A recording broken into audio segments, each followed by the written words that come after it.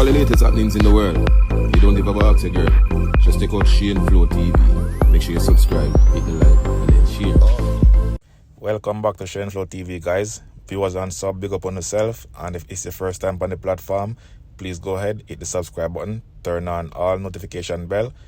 And on today's show, my people, we have video of the Reggae Boyz getting to this a scuffle with the police after the match was drawn.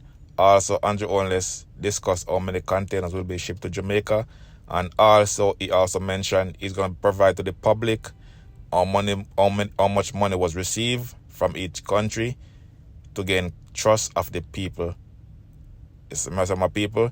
Say the people. So after the Reggae Boyz draw the match, I don't know what set this scuffle between them and the cops, but it was a big chaos after the match was drawn. Take a look at the video, my people.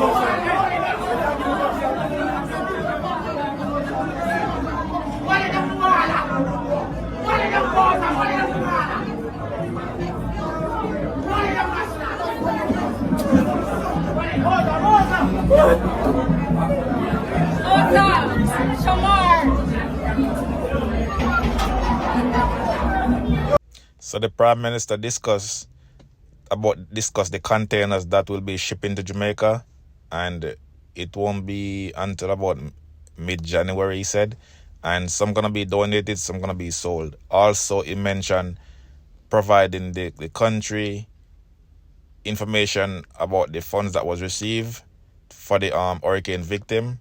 I guess I'm gonna try again trust to the people, my people, because they must have my thief the money. So he will be providing service to the country about how much was received and how much is going out towards the people. So let's take a listen to what he had to say. We have examined pre-built containerized modular solution, and we have settled in our minds that this is appropriate for the Jamaican situation that we now have. There are different types, different versions, and so I've met with the NHD, and the NHD has provided us with a solution that they are presently working on. At a later stage, we'll go into more details, but the plan is for, in the initial phase, for the NHD to purchase 5,000 container homes, and some of them will be for sale with a program with the NHD. You will be able to purchase.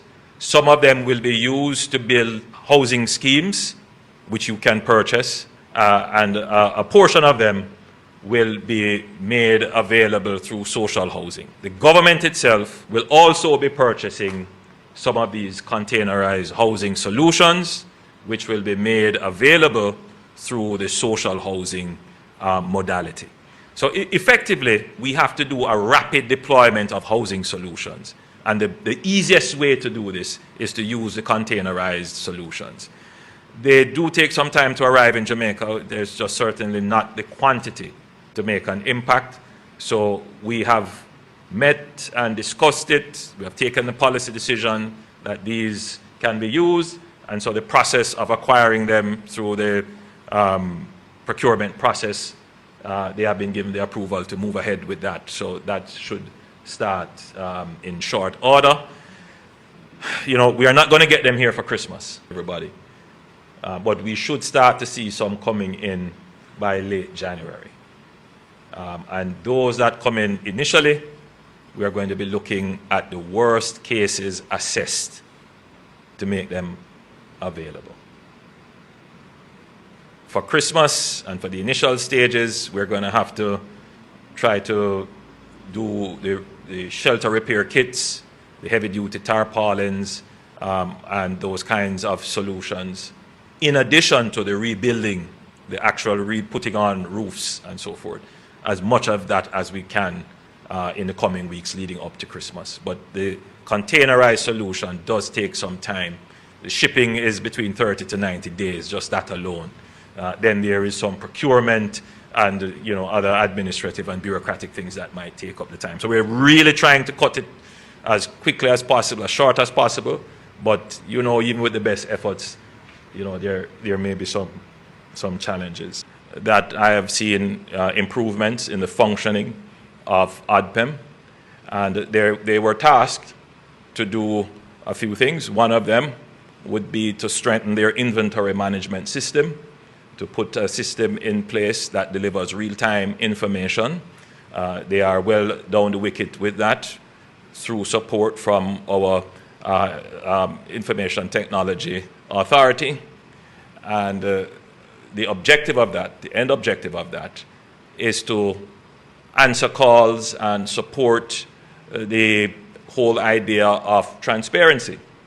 So eventually, and when I say eventually, very soon, as soon as the system is up and running, then we will be able to publish for the public to see what came in as donations and what went out as in terms of their usage and who were the beneficiaries.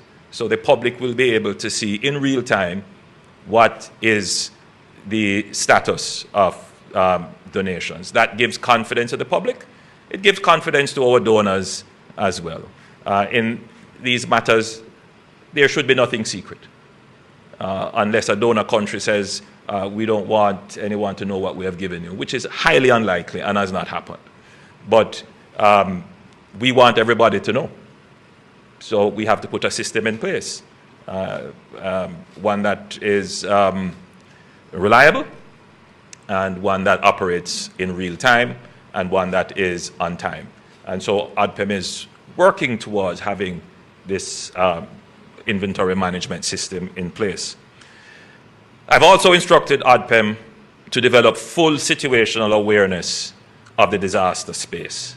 One of the challenges that we have had, not just with this disaster, but with several other disasters, and that is as a result of the very high level of informality in Jamaica, is that sometimes there are communities that we simply don't know. They're not on the map.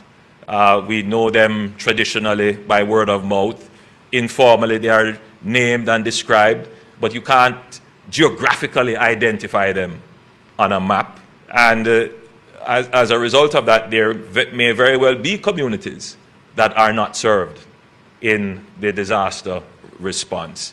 And so I have brought together, under ODPEM's coordinating responsibility under law, all the GIS systems supported by the Geospatial Data Management branch of the Ministry of Economic Growth and Infrastructure Development, to pull together all our GIS information, that is our geographical information systems, so that we can see, for example, where are all our schools, where are all our police stations, where are all our shops, where are all our, we've mentioned community centers, where are electrical installations, so that you can plan properly and be able to respond. So that is underway.